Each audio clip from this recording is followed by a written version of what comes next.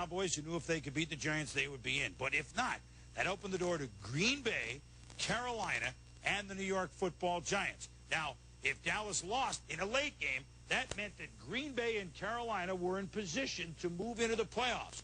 The fourth tiebreaker are net points in the conference. And going in, the Packers had an 18-point lead over Carolina, if it would come down to this, and a huge lead over the New York Giants. So, Carolina and Green Bay, let's score some points.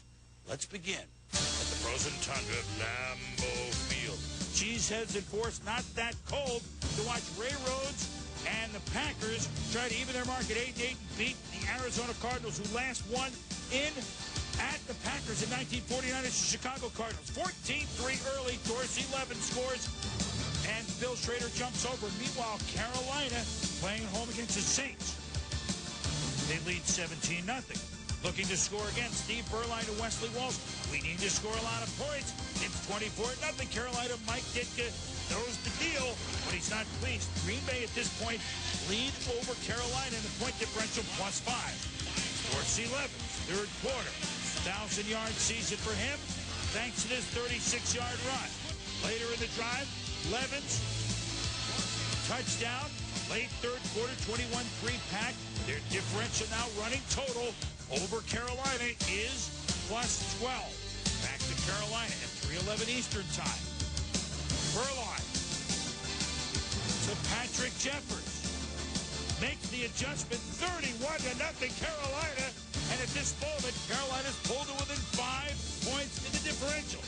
A minute later, 3:12 Eastern. Jake Plummer says, you know what? We're going to at least try to play some sort of spoiler. Frank Sanders, touchdown at 21-10. And Carolina, at this moment, would be in the playoffs if the guns went off. But we're so far from that, we don't even know what to say. 3:15. Basil Mitchell puts a little oregano, puts a little tarragon, and puts a lot of spice into an 88-yard kickoff return. Touchdown Pack.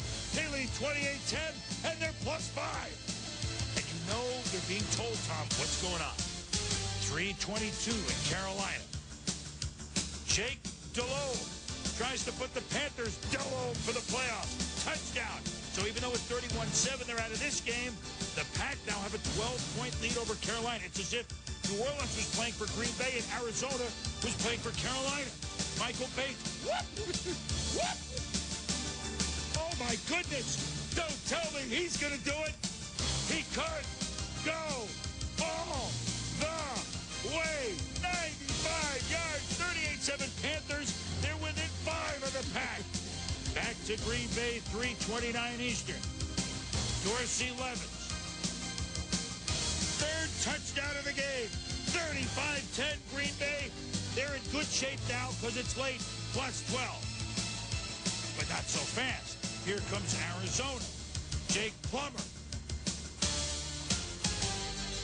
To Rob Moore, beats 2 defenders. 51 yards. Ray Rhodes. You can't allow points. But they do. Mario Bates, touchdown, 35-17. The Packers lead the Panthers by just 5 in the differential. 3:45 Eastern time in Carolina. Steve Berline, they know exactly what the score is. And so they go deep. To Jeffers, 32 yards. And the Panthers have now left over the Packers at +2. 3:51 Eastern, back to Green Bay. Arizona can further help Carolina.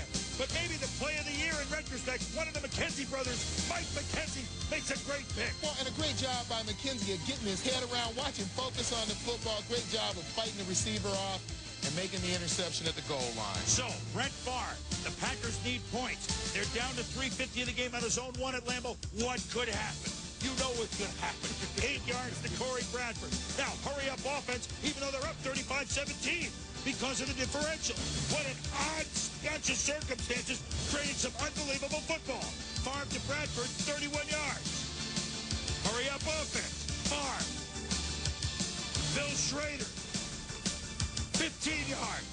4 o'clock Eastern time. Favre pumps.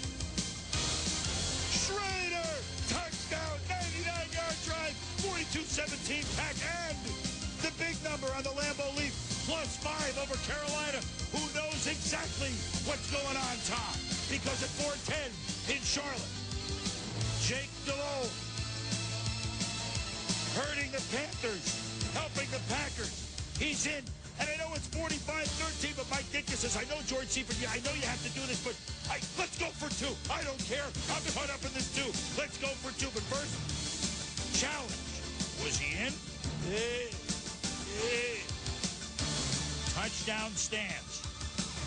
So on the 2-point conversion, I mean, this is unbelievable. Delhomme batted down by Kevin Green, so Green Bay's differential is +11. George Seifert hoping for Arizona almost north of the border in Green Bay. Meanwhile, at 4:11 Eastern, Seifert gets a wish.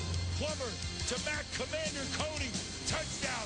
And Green Bay's lead is down to just 4 over Carolina. Back to Carolina. Ditka goes for an onside kick. He's caught up in it. I want points, but it's recovered by Anthony Johnson. Green Bay figuring this is easy. Meanwhile, they don't know that Beuerlein. Oh, it's incomplete to Muhsin Muhammad.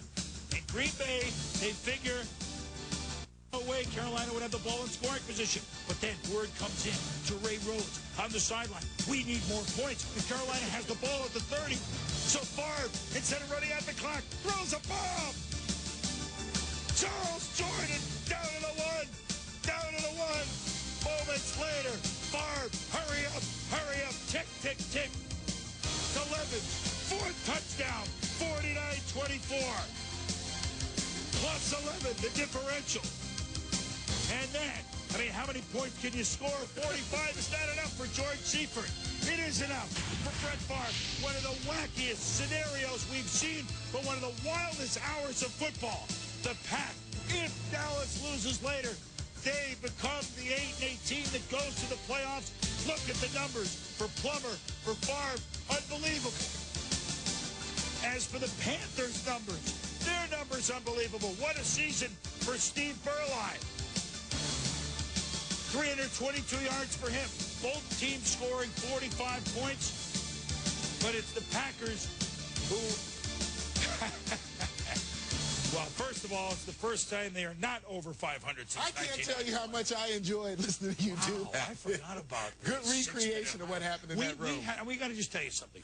All of us, not only Tommy and I, the whole staff at NFL Primetime and all the staff at NFL Countdown, we were up and screaming at this. I know this is not the way to design it, to rub it in, but it was not a rub it in. The way it worked out, it was an amazing hour, Tommy. Well, there were literally 3 games going on. We couldn't take our eyes off of them. And watching these coaches' reaction as the points were being scored, I think the penultimate moment for me was Brett Favre literally trying to run out the clock and then getting word probably from the sideline in his helmet that we may need another score there on the 30-yard line. And, you know, I mean, just moment to moment, I think that's what I meant at the beginning of the show. I think this is the way the NFL intended the last weekend of the season to be this exciting. It was exciting, and the Packers remembered that they got a guy who runs the ball.